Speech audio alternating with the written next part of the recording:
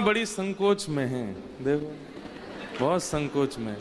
मुझे तो कभी कभी यूं लगे कि इनने ब्याह कैसे किया होगा। हर चीज में तो है मैं ना कर रही, है मैं ना कर रही, मैं ना बैठ रही। बड़े हाथ पांव जोड़ के सौगंध दे के तो मैंने बैठा ही। तो हमें यूं लगे कि इनने ब्याह कैसे किया है, मैं ना पहननी जयमाला। मंचासीन है। हमारा कितना बड़ा सौभाग्य है कि हमको गुरु और गुरु माँ के रूप में असली पिता असली माता जी ही मिल गई हैं। वैसे तो ऐसा कहते हैं कि दीक्षा ग्रहण करने के बाद में जो गुरु हैं वो पिता से भी श्रेष्ठ हैं। जिन पिता ने जन्म दिया उन्होंने तो देह को जन्म देकर के संसार को दे दिया, लेकिन गुरु ने तो दीक्षा देकर के देह को ठाकुर जी को प्रदान कर दिया। तो श्रेष्ठ पिता गुरु है। लेकिन हमारा ऐसा सौभाग्य है कि इस देह को भी संसार की सेवा में जिन पिताजी ने दिया, उन्हीं पिताजी ने इसी देह को लेकर के, इसी चित्त को लेकर के, इसी आत्मा को लेकर ठाकुर जी को भी निवेदित कर दिया। तो हमारे पूज्य पिताजी महाराज, पूज्य माता जी, पूज्य गुरु माँ और पूज्य गुरुदेव दोनों ऐसा लग रहा है कि मानो साक्षात श्री प्रिया प्रियतम ही विराजमान है। और आज तक तो हमने अलग अलग पूजा की थी। माता जी की अलग पूजा करते, पिताजी की अलग। आज तक जितनी गुरु पूर्णिमा में थे, लेकिन इस बार क्योंकि एक विशेष गुरु पूर्णिमा उत्सव हुआ है ना, दास को सौभाग्य प्राप्त हुआ है अपनी परंपरा का निर्वहन करने का, तो अब हमको बहुत सोच समझ की चीज़ें करनी पड़ती हैं। क्योंकि अभी तक तो हम एक प्रकार से आज़ाद परिंदे थे, खूब डोल रहे थे, आनंद कर रहे थे, कथा सुना रहे थे, आनंद से सब, ऐसी कोई वो दायित्व नहीं था। लेकिन अब इतना दायित्व आ गया है तो एक एक क्रिया हमको ऐसे सोच के करनी पड़ती है कि हम जो करेंगे वही सबरे करेंगे, इसलिए हमको विचार करके करना पड़ेगा। जैसे वो कथा हमने सुनाई थी ना एक बार कि सीता जी के मायके से राम जी को निमंत्रण आया कि आप लंका से लौट के आए, बहुत थक गए होंगे, आ जाओ। तो कथा सबने सुनी है ना। तो फिर राम जी कहते हैं बानरों को लेके नहीं जाएंगे। तो फिर जामवंत जी दायित्व संभालते हैं, बोले कि ये मैं जैसा करूँगा वैसे ही करेंगे। और फिर वहाँ क्या हुआ वो सबने सुनाई। तो अभी हमको जामवंत जी वाली फीलिंग आती है कि हम जो करेंगे वही आप सब करने वाले हो।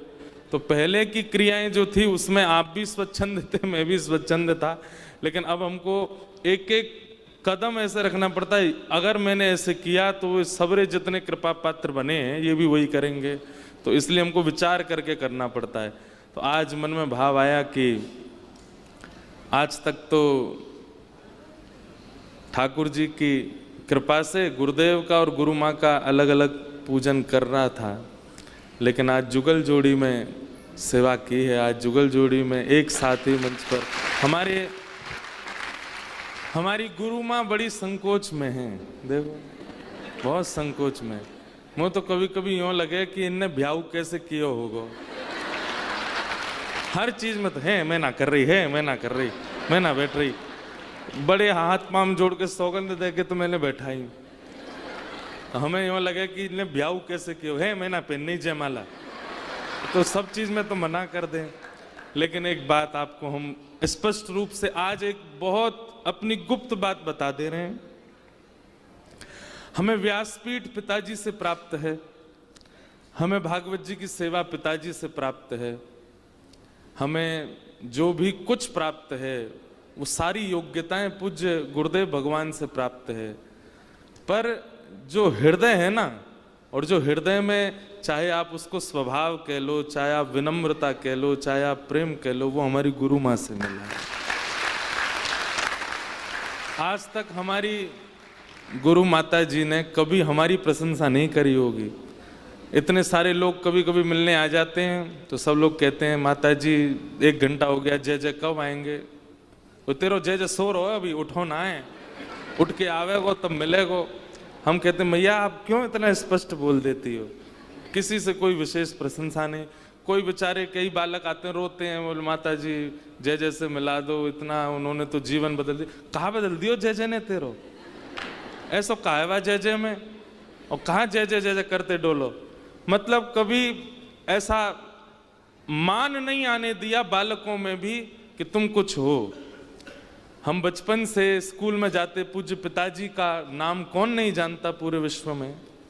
हम स्कूल में जाते तो टीचर्स बोलते कि ये ठाकुर जी के पुत्र हैं। कई बार हमारे होमवर्क नहीं होते तो टीचर्स मारते भी नहीं थे, सबको पिटाई होती, हमारी नहीं होती, क्यों, ठाकुर जी के लाला हैं। हमारी माता जी पेरेंट्स टीचर्स मीटिंग में जाके टीचर खूब मारे करो यार, यहाँ पे बिल्कुल दया करने की जरूरत ना है।